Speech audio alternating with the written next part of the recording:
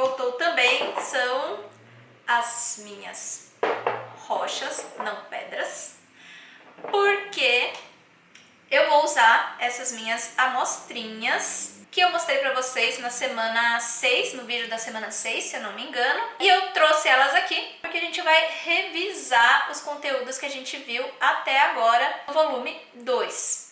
Isso tudo antes da gente seguir para o próximo capítulo, que foi o capítulo que a Rafa já começou com vocês na semana passada. Eu nem sei se eu me apresentei antes, né? Gente, eu sou a Jaque. Espero que vocês se lembrem de mim. Afinal, já faz algumas semanas que eu tô acompanhando com vocês o conteúdo. Bom, nessa semana então a gente vai fazer um resumão de tudo que a gente viu até agora no volume 2, com exceção do vídeo passado, que foi o da Rafa. Lá no capítulo 4, que trata de geologia, a estrutura e a idade da Terra. Então a gente vai revisar os conteúdos entre as páginas 4 e 26 do volume 2 de Geografia. A gente falou do tempo da Terra e o tempo geológico. A gente falou dos diferentes ambientes que compõem a Terra e especificamente da litosfera, né, a esfera das rochas, do que é composta a litosfera, né, rochas e minerais, do ciclo das rochas, dos movimentos endógenos, e agora eu posso falar essa palavra porque a Rafa já explicou direitinho qual é o significado dela, né?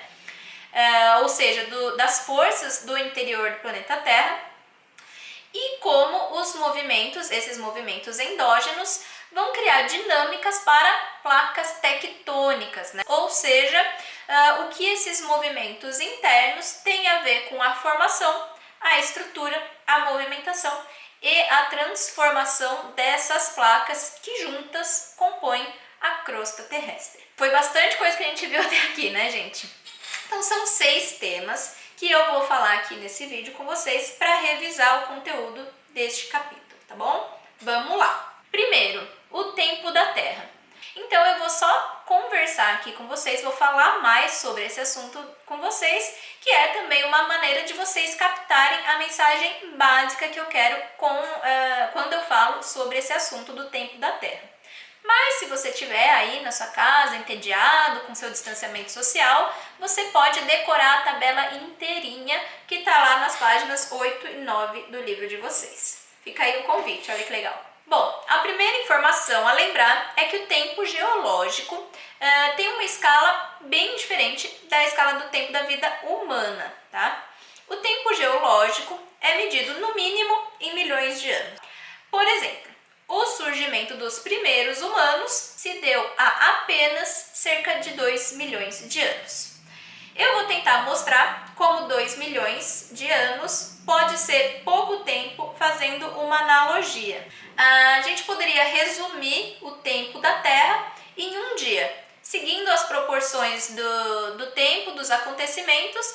A cada cerca de 20 segundos a gente estaria percorrendo 1 milhão de anos, tá? Então, seguindo as proporções, em vez de falar de 4,6 bilhões de anos, eu transformei isso na proporção do tempo de um dia.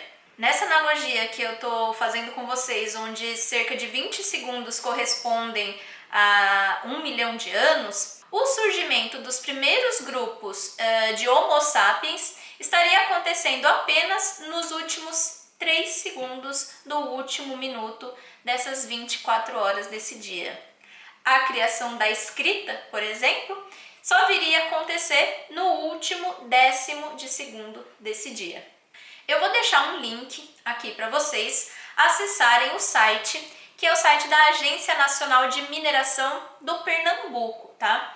Eu vou deixar esse link porque lá eles fazem essa analogia e eles falam desses eventos dentro dessa comparação do tempo geológico e o período de um dia, de 24 horas. E eles contam uma história bem detalhada, mas bastante interessante para a gente compreender. Então, a minha dica é essa, que vocês usem 10 minutinhos aí, menos de 10 minutinhos dos dias de vocês, para ler essa história e eu garanto que vocês não vão perder tempo, tá bom? Então, vamos seguir adiante. Gente, durante esse tempo todo da história da Terra, muita coisa aconteceu, mas as transformações elas continuam acontecendo. Para a gente entender melhor as dinâmicas do mundo, a gente analisa ela por esferas ou por ambientes. Sobre isso eu falei com vocês lá no primeiro vídeo desse volume, na semana 6. Eu estou falando aqui dos ambientes que interagem para que haja o desenvolvimento da vida. Então, da atmosfera, da hidrosfera e da litosfera, ou seja, ambientes que proporcionam as condições para o desenvolvimento da biosfera. Nesse capítulo, a gente se aprofundou na compreensão específica da litosfera, que trata das dinâmicas da crosta terrestre que ocorreram pelas forças do interior do planeta Terra. Bom, então a primeira coisa a se lembrar é a diferença entre rochas e minerais, tá? Pessoal, mineral como esse aqui, deixa eu mostrar mais pertinho. Vou deixar aqui para você. Esse aqui é um mineral de quartzo, tá? São elementos ou compostos naturais sólidos, inorgânicos e com a composição química definida. Esses minerais eles podem ser classificados em metálicos, como o ferro, o alumínio, o cobre, ou não metálicos, como o enxofre, talco, o sal. As pedras preciosas também são minerais. E alguns exemplos dessas pedras preciosas que são minerais são o diamante, a safira, a esmeralda, o rubi. Já as rochas são agregados naturais, deixa eu focar aqui, de minerais, tá? São agregados naturais de minerais.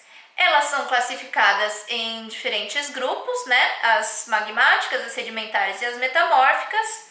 E cerca de 95% da crosta continental é composta por rochas magmáticas, como essa que eu mostrei aqui para vocês, e metamórficas. Eu mostrei justamente esse exemplo para vocês observarem como há uma diversidade de minerais formando esse fragmento rochoso.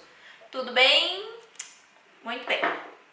Eu trouxe alguns exemplos aqui desses tipos de rocha para a gente recapitular, tá? As rochas magmáticas, deixa eu pegar aqui os dois exemplos, tá? Elas são formadas pela solidificação do magma. Elas podem ser extrusivas ou vulcânicas, como esse exemplar que eu tenho aqui de um basalto, tá? Quando ela se forma a partir do rápido resfriamento do magma, tá? Ou ela pode ser intrusiva ou plutônica, quando esse resfriamento é um pouquinho mais lento e ocorre no interior da crosta terrestre. Eu queria lembrar com vocês que a crosta, assim como as primeiras rochas, se formou a partir do resfriamento e solidificação do material líquido ou viscoso que compunha o planeta Terra.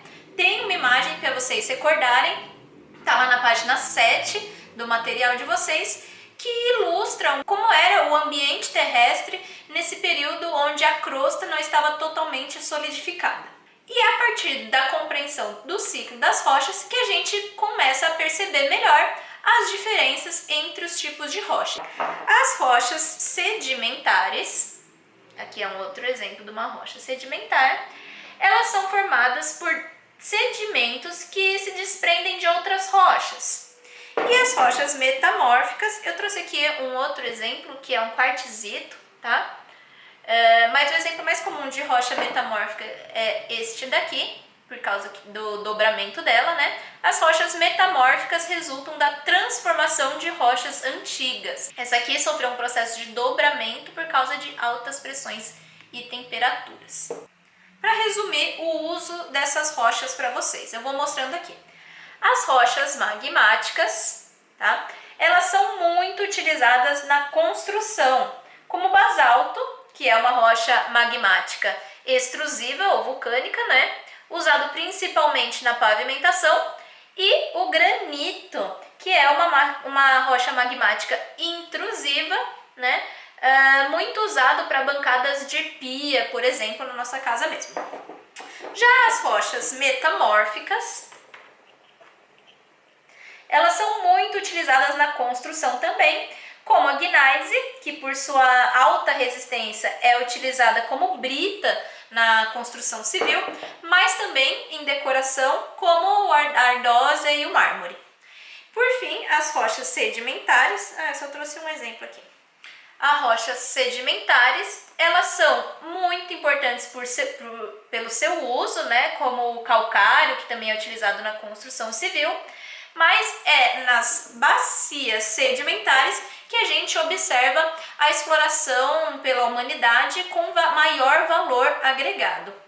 Isso porque é nas bacias sedimentares que, por um processo que envolve diversas camadas de rochas sedimentares, permeáveis e impermeáveis, e também depósitos soterrados de matéria orgânica de origem animal e vegetal por milhões de anos, que se formam o carvão mineral e o gás natural e o óleo conhecido como petróleo.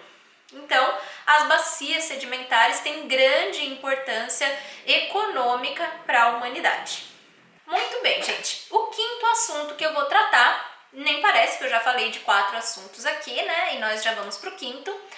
A gente fala desse assunto para melhorar a nossa compreensão sobre os aspectos que transformaram o mundo há bilhões de anos, mas também para compreender as situações recentes que afetam a vida de milhões de pessoas no mundo. Eu estou falando dos movimentos endógenos, as forças que ocorrem no interior da Terra, tá?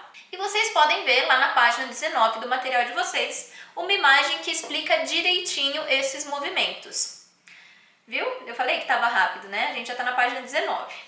Bom, vejam essa imagem aí comigo. Ela demonstra as correntes de convecção de magma no manto. Então você tem na parte mais profunda do planeta Terra uma fonte de calor muito intensa, né? Fazendo com que a matéria quente do manto ascenda.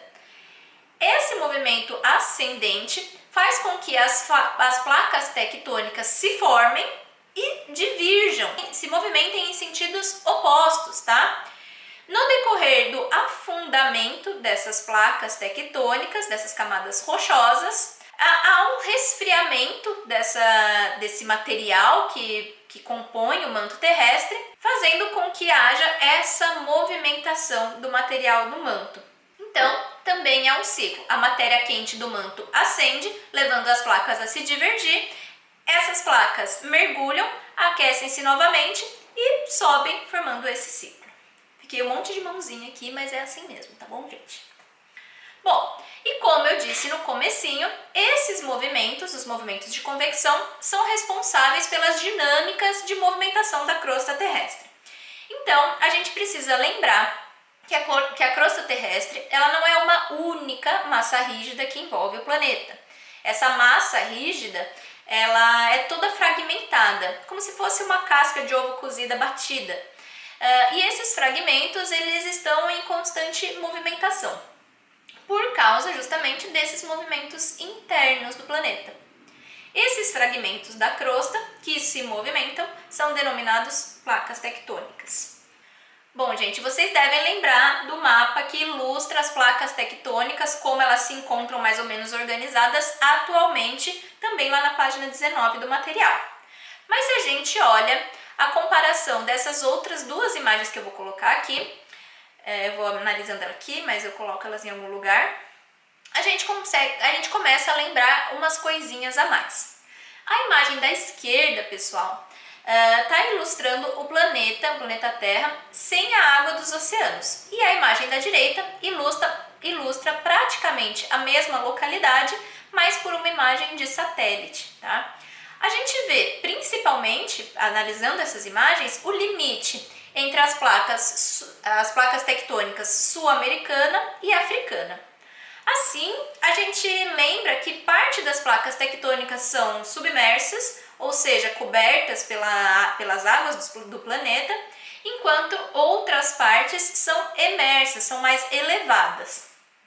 Essas partes emersas são o que a gente denomina por continente. Mas, gente, como eu disse para vocês, essa é uma organização atual das placas tectônicas. Nem sempre elas estiveram assim, nessa organização que tem atualmente, e elas continuam em constante movimento.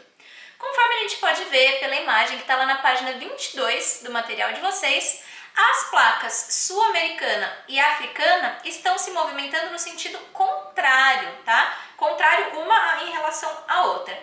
Sendo que no espaço formado pela separação dessas massas rígidas, né, há a ascensão do material do manto, que eu acabei de explicar para vocês, que se solidifica à medida que ascende e resfria, formando uma extensão das placas tectônicas, tá? Nesse caso específico, formando o assoalho oceânico.